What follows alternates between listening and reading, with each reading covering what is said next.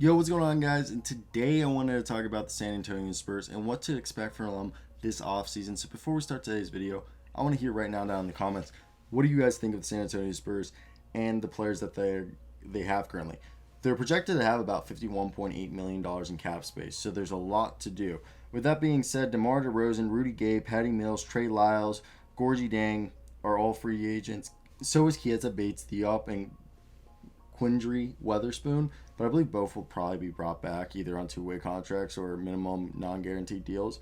Now that leaves Trey Jones, Daquan Jeffries, Drew Eubanks, Keldon Johnson, Luka Semenka, Devin Vassell, Lonnie Walker, Yoka Pertl, Derek White, and DeJounte Murray all on their contract, with White and Murray both costing about $15 million apiece each. Now, the first biggest question is, should DeMar DeRozan stay or should he go? And one of the deals I see, it's from Sportsnot. This is a terrible deal, but the Brooklyn Nets would get DeMar DeRozan. They say straight up, I would say for this deal to happen, a future protected pick would have to be included for Joe Harris and DeAndre Jordan. They're not going to do that, the Brooklyn Nets, but, Jordan would just be a small, another depth piece in the front court with Jordan if he's healthy, and they get the desperately needed shooting with Harris. I don't believe it'll happen. Another thing that is rumored is Lauri Markkanen is expected to have a strong push to sign. They're going to make a strong push to sign Lauri Markkanen, is what the San Antonio Spurs have said. They need spacing and they need size. And Lauri Markkanen is bigger than the classic stretch four, and Bleacher Report reported a while back that multiple executives and scouts anticipate San Antonio Spurs will make a strong offer this summer for Markkanen. And here's the issue. Markkanen isn't the fleetest of foot. He lags behind defense. The good news is Yoga Pertl can pick up the slack on that end of the court in a big way, and Markkanen would give San Antonio so much more versatility offensively. And he's a restricted free agent, so the Spurs can make an offer the Bulls probably wouldn't be willing to match, especially with the probable Zach LaVine max extension looming. And there's other rumors like that they want CJ McCollum, and there's also Bleacher Report reported that Kelly Oubre is intrigued by San Antonio. A lot of the San Antonio younger players are wanting Kelly Oubre to come here, and it seems like the players are eager to land Oubre in San Antonio. So they could hypothetically land Kelly Oubre and, not DeMar DeRozan, Lauri Markkanen, and maybe in one of these deals where they land Kelly Oubre or Lauri Markkanen, they do a sign and trade DeMar DeRozan to Chicago or something, or to, I doubt, Golden State. But you get what I'm saying right there. I think he definitely is somebody that they're going to trade. Now, the next big position is Lonnie Walker's contract extension. Walker's value after 3 seasons has been difficult to gauge. He didn't get a consistent playing time until this season, and even then his play has been inconsistent. While when he's on, he's an athletic, near unstoppable machine who can shoot from all 3 levels. But he's still prone to disappearing for stretches that can extend anywhere from a quarter to games at a time. There's little doubt he still has plenty of untapped potential that the Spurs would like to exploit, but at what cost? His team options already been picked up for this coming year, but the question is, do they offer him an extension this year, or will they wait till next year and try to see if they can get him free agency where, risk the restricted free agency of the summer? He hasn't done enough to earn the same level of extension as Murray and White, so it will likely come down to how much the Spurs are willing to offer, maybe 4 years, $50 million, and how much he's willing to take. So that's the big question. Now, the veterans are a big question. Patty Mills and Rudy Gay. If there's one factor that has really swayed the outcome of this season, is the production of the Spurs bench, especially from Gay and Mills. They were both on fire in the first half of the season, and the Spurs seemed unstoppable. With the unit often making runs, the Spurs needed to build enough separation to win games. But on the second half of the season, injuries piled up and the grind of the schedule started to wear on them, and the second unit became unreliable. Patty Mills struggled a lot. Over the final 31 games, he averaged just 8 points, 34.4% from 3 and 36% from the field. And for the Spurs team, that's otherwise a severe lack of 3-point shooting. And it was especially painful for the offense. Mills really looked out of gas at times, and the question now is if the 32-year-old is truly over the proverbial hill. So if he can get back to himself next year, that'd be cool. Bring him back, hopefully on a minimum deal, $5 million at most. And Gay is somewhat streaky, but he was often the Spurs' only reliable source off the bench.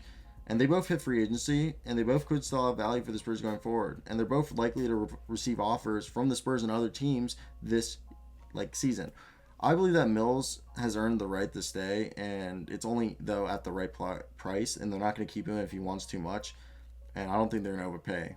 And the same thing is Gay, but I think they both are veterans with leadership purposes, so don't overpay them, and they're probably going to try to keep one, and I think it's probably going to be Patty Mills, but don't be surprised they lose Mills and Rudy Gay stays.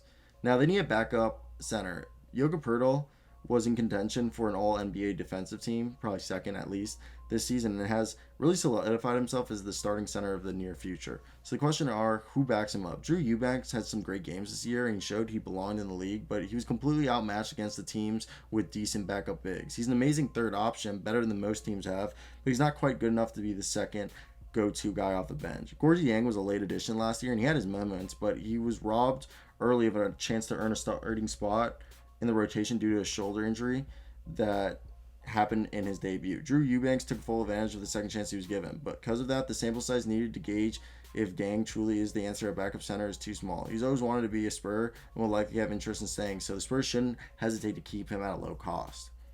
Now look, the problem they had is this power forward position, and DeRozan and Keldon Johnson basically split the starting forward positions, and power forward is neither of their natural positions. Even though Keldon Johnson had really good moments rebounding as a small ball four, Rudy Gay is the only natural power forward on this team. That not natural, but like who can play power forward in today's NBA. Trey Lyles and Luka are the other two on this team, and it's Gay played good, but the other two were injured, and Luka showed flashes when he played, but he's not really ready for primetime NBA. So with Lyles most likely gone, Gay's status up in the air, the next season should be Luka's chance to break into the rotation. Constant playing time along with the coach's confidence could do him wonders, but we don't know if he's ready or not. And the Spurs will need more from that position, regardless if it's Luka playing. And with that being said, we don't know if it's going to be draft, free agents, or in-house. The Spurs need to start building depth at the power forward position, and really at all positions. They have their solid core. If you look at it, there is a solid core, okay? The starting point guard, shooting guard position is DeJounte Murray and Derek White, okay? They split the ball handling duties.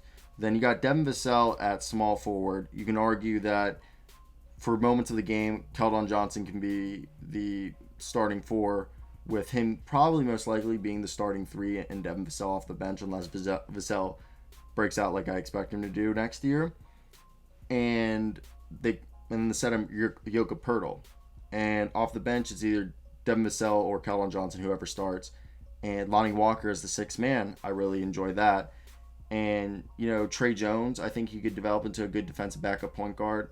I don't know much about Daquan Jeffries, but I think Drew Eubanks and another center, maybe like a Bismack Biyombo, could rotate as the backup two big mans. And something like that could work. Now, if they bring in Lauri Markkanen, that would put Keldon Johnson and Devin Vassell splitting back up small forward as the seventh guy in rotation. Six man still Lonnie Walker backing up Derek White and maybe sometimes starting. And you got Luka as the backup to Lauri Markkanen. Drew Eubanks, maybe like a Bismack Biyombo, or bring back Gorgie Deng as split, the center position. And Rudy Gay maybe as another guy who could be another shooter. I think that can work out really well for them. So I want to hear your opinions down below. That's it for me, guys. But peace out.